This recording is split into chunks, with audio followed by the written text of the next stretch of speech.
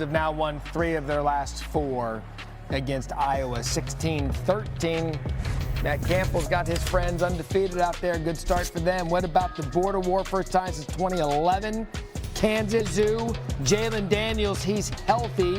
That matters. Right now, Kansas takes 31-28 lead. Yeah, again, putting it right out there in the flat. Hanukkah able to take it in for 6. Bo Prabula, the transfer from Penn State, he had this offense running at a clip. Brett Norfleet, 27-yard touchdown, 35-31. Prabula was good. 30 of 39, 334, and 3 touchdowns. You want to see what a dagger looks like? That's it. That. Jamal Roberts, 63 yards. That's Missouri's largest comeback win since 2015. I mean, it's a big win right there. You might drink one. Like, Missouri's kind of one of those teams not a lot of people talking about. Yeah. I would. They looked fast and they looked good on Saturday. Power Cat in Army, another classic game on Saturday. Maybe one you weren't thinking about.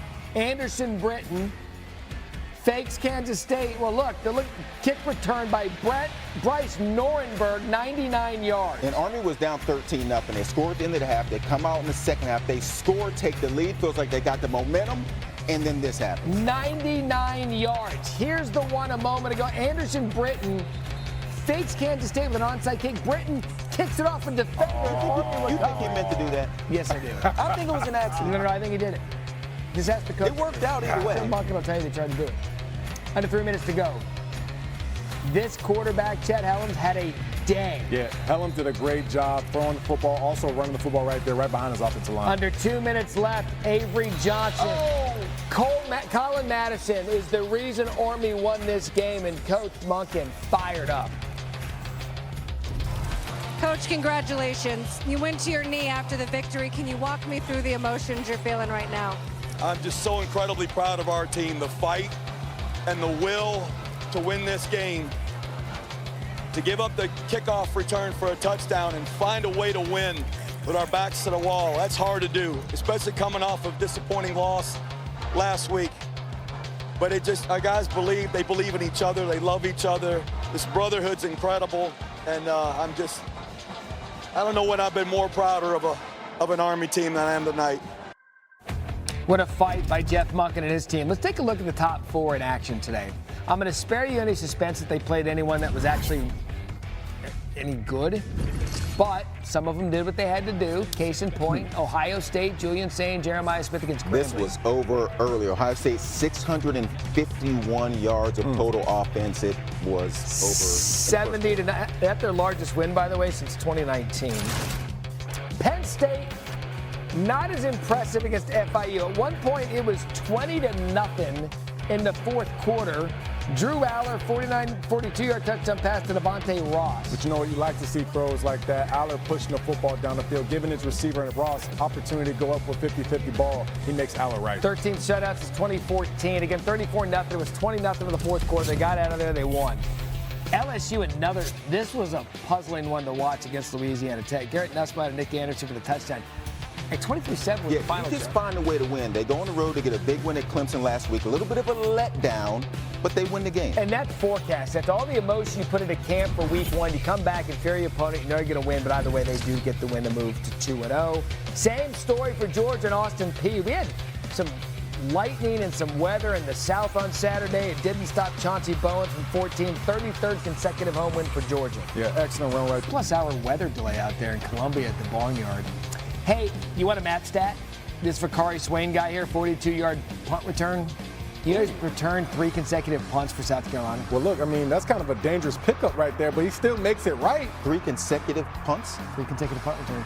That's amazing. Beamer ball. Punt return 3 consecutive games. Believe the stat.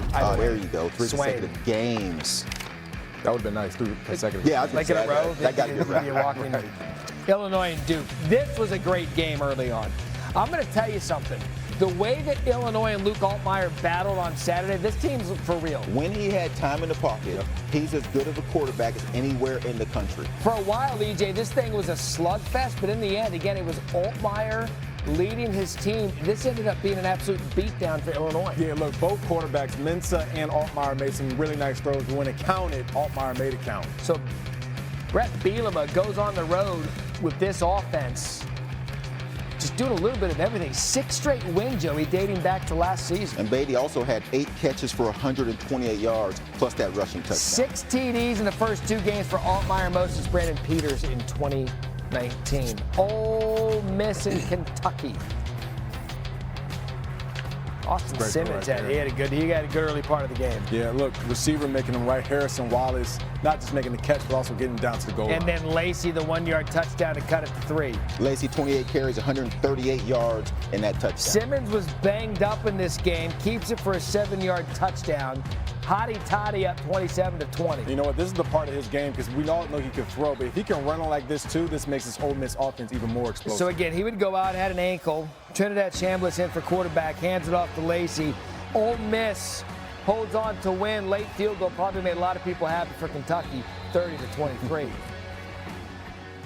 Let us revisit our final headlines of week 2. What a Saturday it was. We go to the Swamp. USF continues to shine. They upset the Gators. I can't lie, guys. I might have called this headline upset alert in Gainesville, and the big reason why is Byron Brown, the quarterback for USF. He was able to throw the football. He was able to run the football again, leading his team to victory there in the Swamp.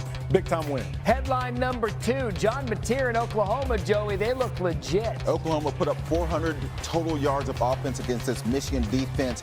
John Mateer continues to be a gunslinger. He is just a playmaker. Has to be frustrating for the opposing defenses as they get a huge top 20 win. And headline number 3, Arch Manning rebounds in week 2. There's still some growing experience for him in Texas, but 4 touchdowns tying a career high. 5 total touchdowns as Texas gets the win 38-7 against San Jose State. Probably a much more welcome sight than Ohio State. It is time now for our final exam. Our pupils are back. EJ Manuel for week 2. Joey Galloway, I am the esteemed professor. Dr. Barry Class, welcome back. Today's question in your final exam, week 2 is, after 2 weeks, Arch Manning is...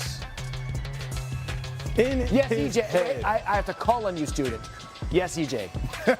Arch Manning is in his head, but he is on schedule. And what I mean by that is, you think about all the preseason conversation, Heisman talk, being the quarterback of the #1 team in the country, making it to a college football playoff, getting over the hump and actually winning a championship, and then taking on one of the best defenses in the country in Ohio State at Ohio State. He's still in his head a little bit, and Joey pointed out a couple clips earlier today just of him not really anticipating, not really cutting it loose. Now, the best part is he threw a lot of touchdowns. He also ran a touchdown, so now the confidence is going to start to ooze, but Arch is still in his head a little bit and has to get himself out of that. Joseph Scott. I'll say he's improving. He's getting better.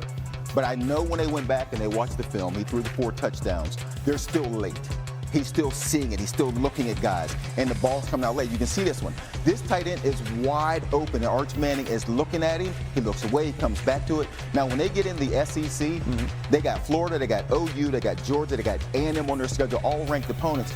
These guys won't be open this long. He has to get the ball out of his hands. It's week 2, young quarterback, been in college a couple years.